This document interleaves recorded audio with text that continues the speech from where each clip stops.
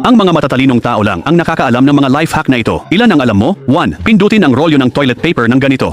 Ibaliktad ito at pindutin muli. Pagkatapos, hilahin ang gitnang bahagi. Ito ang tamang paraan ng paggamit ng toilet paper. 2. Taya ko 99% ng tao ay basta na lang ito binubuksan. Dapat ganito ang gawin mo, tapos ganito. 3. Idikit ang malinaw na tape sa walis. Sa ganitong paraan, didikit ang buhok at alikabok sa tape.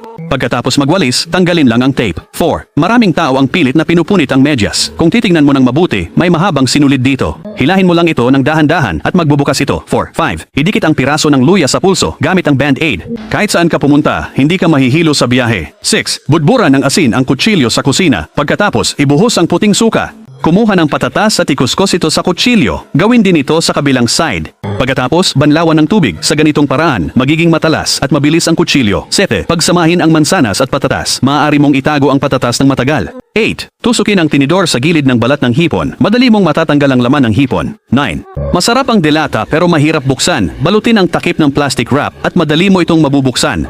10. Painitin ang takip ng bote sa kandila. Gamitin ang chopsticks para pindutin at gumawa ng bingaw. Ngayon, may magagamit ka ng bote para sa salad.